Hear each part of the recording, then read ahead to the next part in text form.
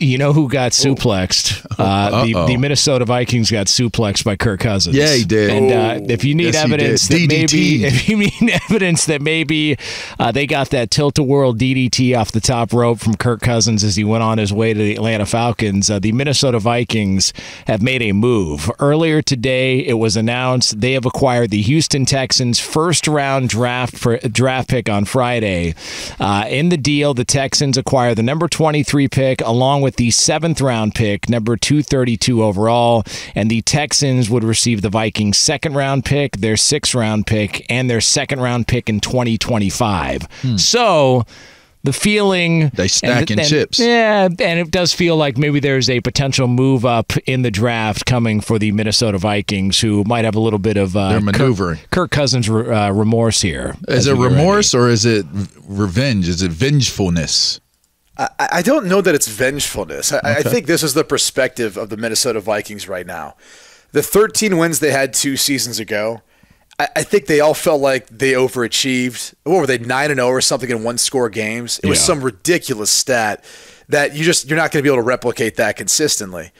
And they won the division. They get the 13 wins. They get to the playoffs. And I think they kind of see their roster and their team and go, yeah, we're not quite there. And we're going to have to make some cap decisions. And we're going to have to figure out Kirk.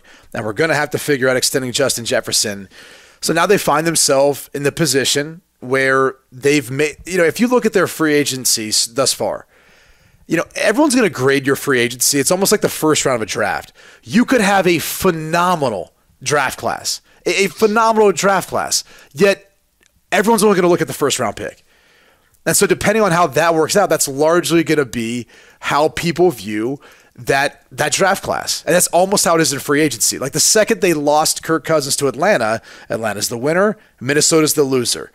Meanwhile, they've been slowly trying to build back up this roster with a bunch of veterans who, maybe aren't the top-end market guys, but they're also not paying them top-end market money. Like Jonathan Grenard's a young budding star off the edge they signed out of Houston. Andrew Van Ginkel played some really good football for the Miami Dolphins. He got signed there in free agency as an outside linebacker. Jerry Tillery's played some good football. Trent Sherfield's not a number 1, but they don't need a number 1. They've got basically 2 number 1s in Justin Jefferson and Jordan Addison, who are both very capable. They need a number 3, and that's what they got. Aaron Jones is a very capable running back, a little bit up there in age, but still. So with this trade, they now have the ammunition to get from their number 11 overall pick and package that 23rd overall pick and maybe 108 to jump up to, I think it's got to be number 4. I think if you want to assure yourself the quarterback that's after Caleb Williams, and then most likely Drake May and Jaden Daniels, it's J.J. McCarthy. You have to go to number 4, where Arizona's at.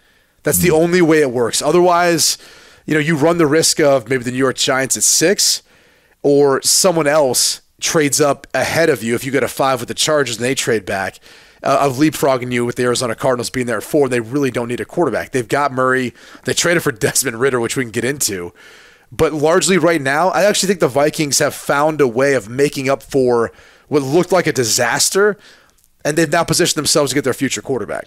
I think it still looks like a disaster, if you ask me. That's just my take on it.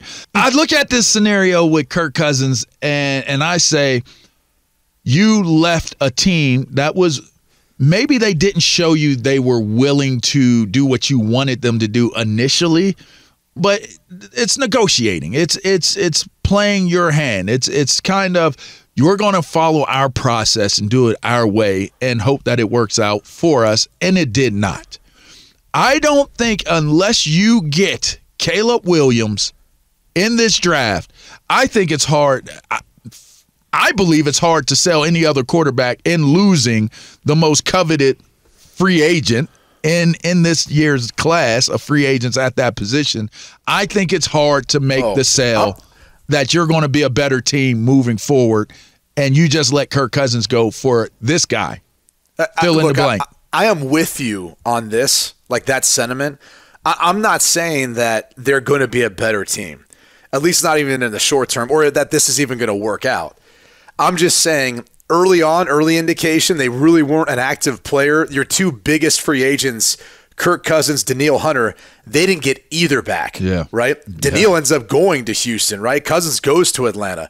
You didn't get either back. I just feel like they've done a decent job of saying, look, if we're not going to pay for both those guys who got paid more, average annual salary per year, then let's go ahead and say we're going to bring in a bridge quarterback in Sam Darnold. We're going to put ourselves in a position to go take a first-round quarterback that we feel really good about. We're going to bring in a guy with upside off of the edge, Jonathan Grenard. We're going to bring in another guy in Van Ginkel who's younger, and let's see what Brian Flores can do with this group. I mean, the one thing I'll say, and I don't want this to take away from any production that anyone had last year in Minnesota's the Vikings defense, because they were vastly improved. A lot of that to me had to do with Brian Flores' scheme. Yeah. Yes. He puts so many bodies up around the line of scrimmage. It's a fire drill at the snap of the football for the offensive line or the offense to figure out who's coming, who's not. And so I'm not saying like everyone's going to plug in and play and have success, but I think he makes it easier to find those one-on-one matchups for him. And that's why I'm kind of betting more on these guys will be able to hold their own. I think they'll be okay, but I'm with you. Like there's no way you could sit there and say in 2024 the Vikings are going to be better without Kirk Cousins as their quarterback. I think if you were betting between Minnesota's success and Atlanta, you would say Atlanta's probably going to have a greater likelihood of getting to the playoffs and making a run. Yeah, but to your point, they are in terms of personnel wise not inferior. They're not. And I mean, their receiving core, if you can do something that keeps Justin Jefferson happy and motivated. Load up the Brinks truck. Yeah. You know. But by the way, the whole is Justin Jefferson on the trade block. Stop. Yeah. They're not trading him. Yeah. Like he's not going anywhere. Can I give you some inside intel? All right. You know, when you get to call a game, and LaVar, you know this because you call games, like you talk to the coaches. All right. I can't overstate the importance of Justin Jefferson to Kevin O'Connell. Everything they do during the week, they have like multiple versions of their game plan, and it's all predicated on how teams play Justin Jefferson. That's how important they feel like he is. They feel like he's one of the top, maybe the best player at his position, but also in the league. And when I talked to them earlier this past season, I got the sense that they knew that there might be a divide with Kirk Cousins and that they might not get him back. That was kind of out there. They thought they had a good relationship. Maybe he'd come back, maybe not. But Justin Jefferson's the one I think they're most concerned with, making sure he's a Minnesota Viking for the long term. And I think these moves are showcasing the fact that they're serious about finding someone to build with him over the course of the next few years. Granted, maybe a rookie, but they're focused on finding someone to fill that void now.